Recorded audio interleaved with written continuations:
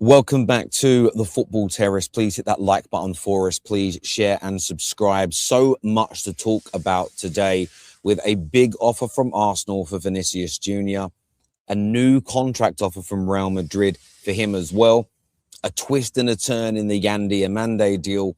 We're also talking Chelsea, who I think have done some fantastic business so far this summer, some amazing business so far this summer. But at the same time, they are now infuriating some of their fans with moves for Danny Welbeck and one completely out the blue for Jordan Henderson. We're taking a look at that, plus Lewis Hall to Manchester United and a few more on the Done Deal show this morning. Do me a favor, please, hit that like button. As you can tell, I am away, I'm on my holidays, but I'm still going to be touching in a little bit over the course of this week because there's so much news going on and I love talking about it with you guys. So like, share and subscribe. Now, I want to speak Vinicius Jr. because there's two different stories here to delve into. And the first one, I'm going to get these back up on my phone because I was reading them last night and this morning. This one's really interesting to me. So Plattenberg here says that he understands that Real Madrid are now set to send a counter offer to Vinicius Jr. and his camp to extend his contract. Real are hoping to reach an agreement after months of negotiations. The club are aware of Arsenal's interests. Arsenal are preparing their first official offer and are willing to submit it. Vinicius Jr.'s camp have been informed. Now, for me, that's significant because as we spoke about on the show yesterday, Arsenal love, and by the way, I knew the sausages were going to get annoyed with the way Sammy McBell reported on the story when he said that Arteta is smitten with the idea of bringing in Vinicius Jr. When I saw the word smitten, I was like, wow, the sausages are going to be triggered on every level. And that was the best part of the article. I almost stopped reading after that. I had a good chuckle to myself when I think I was in the airport when I read that. It was great. But as I spoke about, Arsenal are going to make their move. Arsenal are going to go big. Arsenal are going to try and move heaven and earth to bring this player in. And that's going to happen whilst there is an impasse, whilst there is a stalemate to a certain degree on this transfer deal. They are most certainly going to do it. It makes sense. Why would they not? But this was always going to go one of three ways. It was either going to be Vinicius Jr. caves and takes the offer that's already on the table. Real Madrid cave and offer him the better terms, or he goes to Arsenal. I see it going one of three ways. Now, I would put, if I was going to put it into percentages, I'd say 40% Real Madrid increase the offer. I'd say 35, right now, 35% that Vinicius Jr. sticks to the current offer. And then 25%, I think I've done my percentages right, then 25% that Arsenal get the player. Or maybe you go 40-40 on the contracts and 20% to Arsenal. That's kind of where my mind is at in relation to this deal right now. So I'm not surprised to read this update. Now, every single credible report from the Arsenal perspective about how they're going to approach this, are they going to make an offer, aren't they going to make an offer?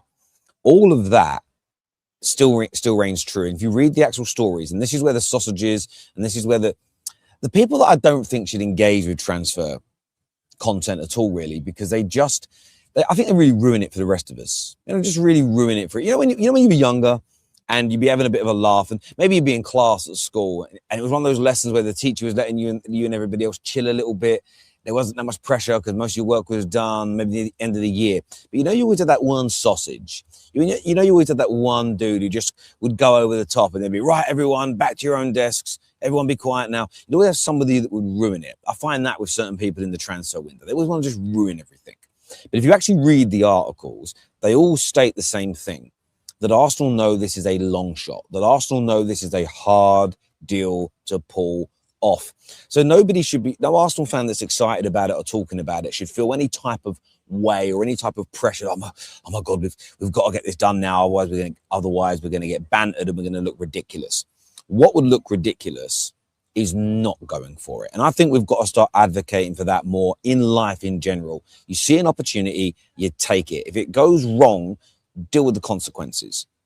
And I'm not talking here about, I'm going to run across the M25 and it can ruin your life. I'm not talking about a risk that is highly likely to result in you being in trouble. The worst case scenario here for Arsenal is you don't sign one of the best attackers in the world. That's the worst case scenario. It's not as though when you bid for a footballer, you put your money in, and if you don't win the bid, you lose your money. This really isn't. People are trying to turn this into a drama. What would be a drama is signing Jordan Henderson. That would be, my God, what are we doing? Not attempting to sign Vinicius Jr. That's how warped football's become. That trying to sign Vinicius Jr. is being laughed at more than signing a Henderson, which is crazy. But that's because people are trying. And I know some of you are listening going, hang on, no. People are far more critical of Henderson. That's the sensible people. I'm talking about the sausages. So look, when it comes to this deal, Arsenal love him. Arsenal are going to go big. Arsenal are making a big play. Arsenal might make this happen. But you're never going to get Real Madrid to sit there and do very little. Now, what's interesting about this situation with Real Madrid is another update that's come in today. And this is about Yan Diomande. And we all saw the war. We all saw the war brewing and being created between Plattenberg and Fabrizio. And I was going to make some content on it. But you know what? I'm on holiday. I'm going to do a morning show like this. But I am taking a bit of a break. I do need to recharge my batteries a little bit. But I was watching it, and I almost don't feel that either journalist is wrong. And hear me out on this. Well, they both can't be right, Terry. The deal's either fully agreed or it isn't. Semantics and narrative control is what's going on here. But we'll get back to that. Just bear with me. But the news coming out from Plattenberg is there is still no final agreement between Real Madrid and RB Leipzig for Yan Diomande, confirmed by all parties involved. Unless something extraordinary happens before midnight, the negotiations will continue into tomorrow. RB Leipzig are demanding at least 120 million euros with a very high guaranteed fee. Today, the main sticking point is Real's complex and difficult to achieve bonus structure. Deal still on. What Fabrizio has gone in with, it's been agreed. Now, some think that Fabrizio's chancing his arm here, doesn't know anything, is just gone with it, here we go, in the hope that like a calculated guess. If it comes off, I'm going to look like I know what's going on because I dropped the here we go. Where other journalists are saying, well, it isn't quite agreed yet. You've gone a little bit too early. What is going on here? At the same time, this is where I think sometimes it's a little bit of semantics, because it might be true that there are some minor details to still resolve, but it might also be that they're going to be resolved. It's just small, little, intricate detail.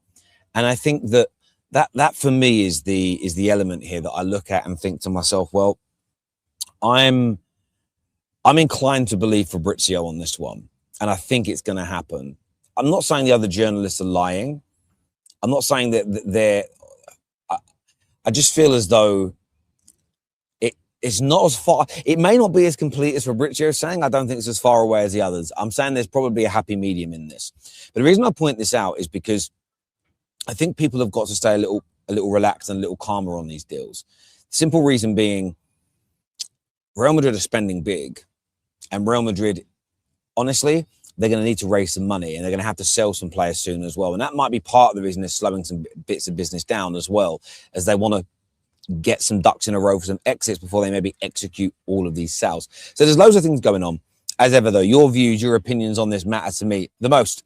Play over there in La Liga, and he says something could possibly be happening there. He will do his work. He will do his due diligence and make sure that the background checks are in place. And for him to come out and say that the deal isn't necessarily dead in United's eyes when this was signed was quite substantial. Anyway, it's got to a point now where Madrid have done what they thought they were going to do because there was going to be no chance that anyone else was coming in. Bernardo Silva had signed, and that was that. That was fine. All done. But like what Andy Merton says there, and this is the interesting bit, they gave Tchouaméni a 3-year contract extension and improved wages in part because they didn't think Rodri was available to them. Then Madrid understood that he could be and are now in talks to seal this deal. In fact, Rodri has agreed. Throughout his career, Henderson has built a reputation as one of English football's most respected midfielders. His leadership, professionalism and winning mentality have earned admiration across the game. Whether organising teammates, controlling the tempo in midfield or stepping up during difficult moments, he has consistently shown qualities that every top dressing room values. Supporters are now asking an important question. Could Chelsea benefit from adding a player with that level of experience? The Blues already possess tremendous quality in midfield. Enzo Fernandez, Moises Caicedo and Romeo Lavia represent the future of the club, while several younger players continue pushing for opportunities. However, competing across the Premier League, domestic cups and European competitions requires not only talent but also leadership and experience. That's where Henderson's profile becomes interesting. He understands the demands of winning major trophies. He knows how to handle pressure. He brings composure during difficult periods of a season. Those qualities cannot always be measured by statistics, but they often make the difference between good teams and championship-winning squads. Chelsea's coaching staff continues searching for the right balance between youth and experience. The club remain committed to developing elite young players, but adding an experienced professional could help accelerate that process by creating stronger competition and leadership within the squad. Of course, any potential move would depend on several factors. Chelsea would need to decide whether Henderson fits their long-term project, while the player himself would have to consider where he sees the next stage of his career. Financial terms, squad planning and competition from other clubs could all influence how this story develops in the coming weeks. Transfer windows are rarely straightforward. Rumors appear every day. Negotiations change rapidly. Unexpected opportunities emerge when clubs least expect them. That's exactly why supporters continue monitoring every update. One report